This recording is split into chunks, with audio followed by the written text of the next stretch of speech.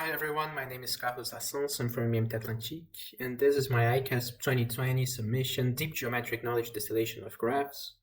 In this video, I will talk about how we can use graphs to model intermediate representations of deep neural networks. This means how we can use graphs to model the latent spaces of deep neural networks, and how we can use this modeling to perform knowledge distillation and network compression. This work would not be possible without my collaborators from Untitled, Mila, and USC. So the outline of this presentation and my objectives for today are that I will first define and motivate knowledge distillation, then I will introduce the concept of graph knowledge distillation, or GKD for short, and finally I will present the empirical evaluation and analysis that we have done for GKD. So the main motivation is that deep neural networks are used in various domains, from image classification to speech recognition to speech generation, and even to play games like AlphaGo. And the main problem with these neural networks is that they have a lot of parameters. So for example, for image classification, it's not uncommon to use more than 1 teraflops just for one decision. For speech to text, sometimes you have more than 1,000 GPUs used for training. And AlphaGo had to use 4 TPUs to beat Lee Sedol, but now they have smaller models.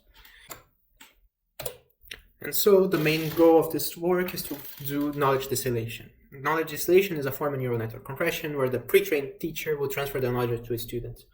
So in this case, the student will have way less parameters than the teacher, and the idea is that we're going to make the student to mimic the decisions of the teacher. So even when the teacher is wrong, the student should also be wrong. And the idea is that will lead to a network that has less parameters, but will have the same accuracy as the teacher. And so one of the first works by Hinton et al. Was exactly this. They force the student to mimic the teacher's output. This would be a form of pseudo-labeling because this is using the teacher's understanding of the classes, and therefore it's going to have things like, for example, dogs and cats have to be closer in space than dogs and trucks. And this is a form of helping the student to learn and to have the same output of the teacher with less parameters. So the main problem with this approach is that modern neural networks tend to be very deep and even very different in architecture. And so distilling only the output will not guarantee that we're going to be able to influence all the layers in the network. So one of the solutions is to enforce that the student latent space will be equal to the teacher latent space in some parts of the network. And the main drawback of this approach is that we have to enforce that some intermediate representations will have the same dimension in both architectures. So one of the first solutions was FitNets by Romero et al. And the solution was to add linear transformation to enforce that the dimensions will match between the teacher and the student. And the main drawback is that exactly as you had to add these transformations, some of the knowledge that you have distilled was going to be encapsulated on the transformation, and so removing them after training will also remove part of the knowledge from the student. And so we also have LIT from Coratan et al., which to not have the problem of removing parts of the network, they perform the distillation blockwise. And so the idea is that the network will be divided in blocks, and the output of each block will have the same size. In this case, we don't have the drawback of removing parts of the network, but we are limited in our architecture choice. And so all of the methods that I have presented, they perform IKD. They are considering each example separately, and they will either need to perform transformations or to ensure that the architecture of the networks are close enough that we can do same size representations. And so what we concentrate in this work is the formalism of relational knowledge distillation, where the goal is to transfer higher order of knowledge to the student. So instead of doing exact comparisons, for example to example, we are going to do relational comparisons. For example, we're going to do the distance between pairs of examples or angles between triplets of examples. So instead of considering each example separately, we are going to try to consider the space of the teacher and try to embed this space in the space of the student. And so in a more formal way, to train a network with knowledge distillation, what we do is that we have the task. So for example, cross entropy. And then you add a second term to the loss that is going to focus on the knowledge distillation. So when you're doing IKD, normally what you do is that for each layer in the set of layers that we're going to consider, for each example in a training set or in a batch, we are going to perform some kind of loss, some kind of distance between the intermediate representation of the student and the intermediate representation of the teacher. In the case of ICASSP, it's a little bit different. We continue to use, for each layer in a set of layers that we consider, we now consider the pairs of examples in the batch or in the training set, and we are going to perform some distance sum loss between the distance between each pair of examples in the students and the distance of each pair of examples in the teacher. And these distances, they have to be normalized, because if you don't normalize the distance on the student and the teacher, what you could have is that the teacher space has a lot more coordinates, so the elements are way more dispersed than the student, and so it's very hard to train in this case. So you have to use a normalization to ensure that both student and teacher have comparable distances. And now that we have introduced ICASSP, we can see that one of its drawbacks is the normalization. By normalizing by the mean of the distances, you're not going to be able to ensure that the distances are comparable. You're just assuring that the distances have similar values. And this is why we propose graph knowledge distillation. Our idea is to use graphs to represent the latent spaces, and so the student will now mimic the graph of the teacher and not the outputs or the distances or angles. And by introducing this formalism, we open various research directions. So our first one is that we are able to use GSP to analyze the results and have a better idea what happens inside of our student networks and our teachers. We can have better normalization. So in this case, we can use, for example, the Laplacian normalization of the adjacency matrix instead of doing just the mean or the standard deviation of the distances. We can use more meaningful relational distances. So we could test things like the added distance of graphs. We can use spectral distance. We can use the Frobenius norm. And we can also do variations of the graphs. We can use, for example, test-specific graphs. So graphs that only connect examples from the same class or from different classes. Graphs that are localized, that only use the k nearest neighbors connections and not all the connections. And we can also do smoothed graphs, which will compare the efficiency of considering the locality of each example and the globality of the entire space. And so GKD can be seen as a form of ICASSP, and it was actually currently proposed by 3 works and not just us. So we had the works of Liu et al. And Li et al. That proposed similar representations in the last year.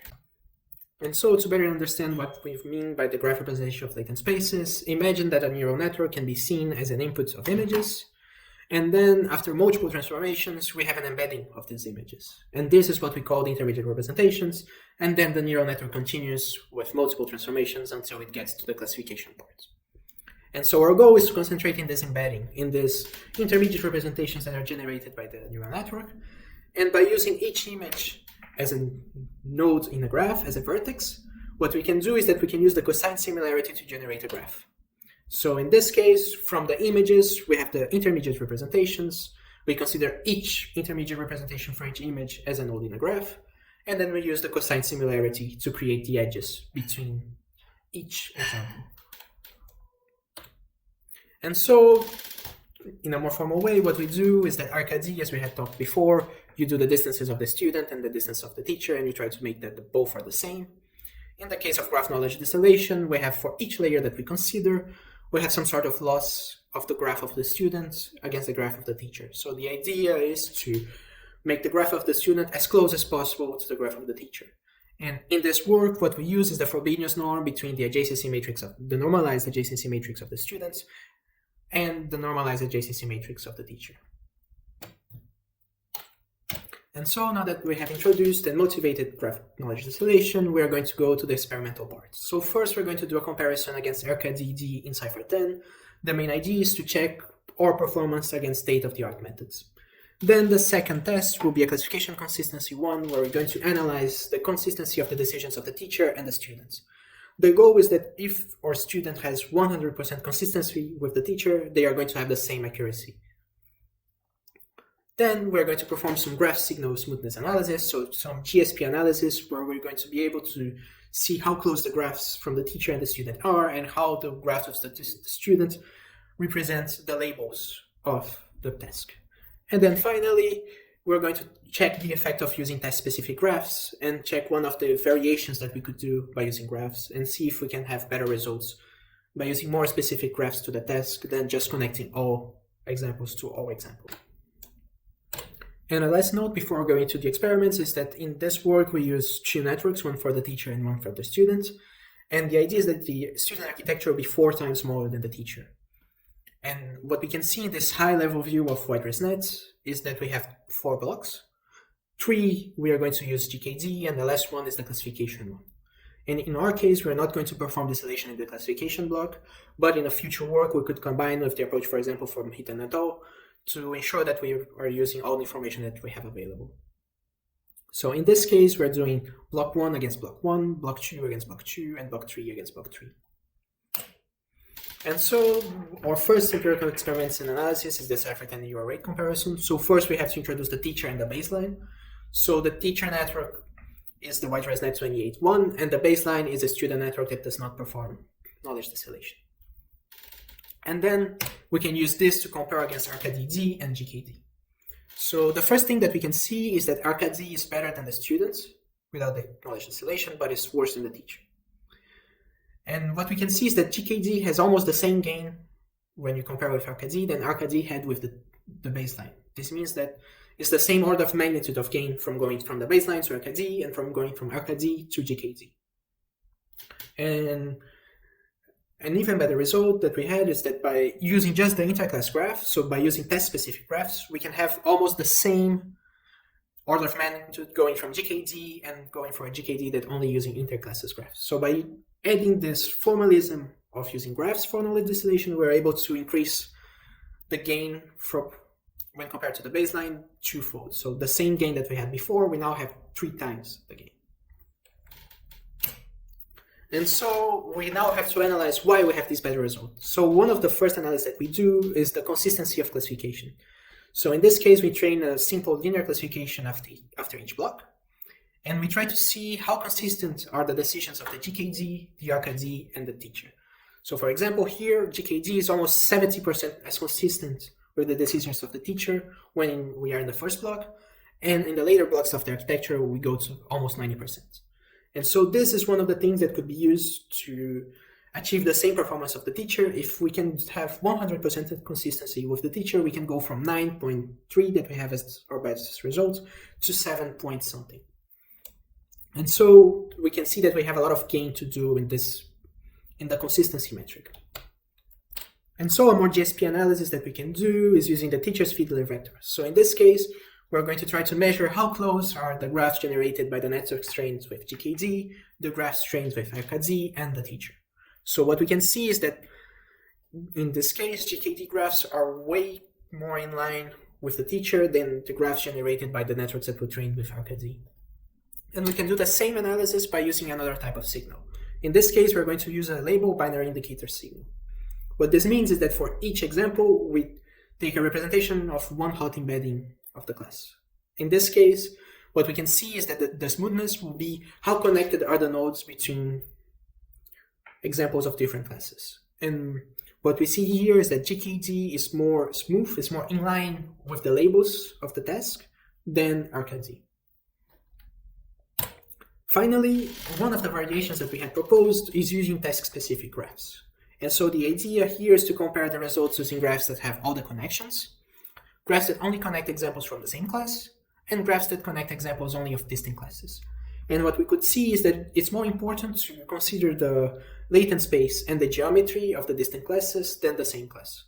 So by allowing our students to do the clustering as they see fit and not trying to emulate the clustering from the teacher was better than enforcing both situations. And so finally, to wrap up, we have shown how graphs can be used as a proxy to the geometry of the latent spaces. We have seen that GKD allows us to improve the performance of distillation for compressing neural networks. And finally, we were able to analyze the intermediate representations. So we are able to better understand what's happening and what we have to fix in order to get better results. And so the future work that we see is that for the moment we have small gains. So this could be combined with other approaches, for example, using the last layer with a Hinton distillation. We could be using more relevant graph distances because the Frobenius norm of the adjacency matrix is not the best distance. So for example, the spectral distance could get even better results. And this would allow us to train the network blockwise. So in this case, we could use some blockwise training instead of end-to-end. And in this case, we can ensure that we are 100% consistent with the teacher after each block. So I would like to thank you very much for watching this presentation. If you have any questions, my email is here. The code is also available at GitHub. And the references for all the papers that I talked about in this work are here. So thank you very much.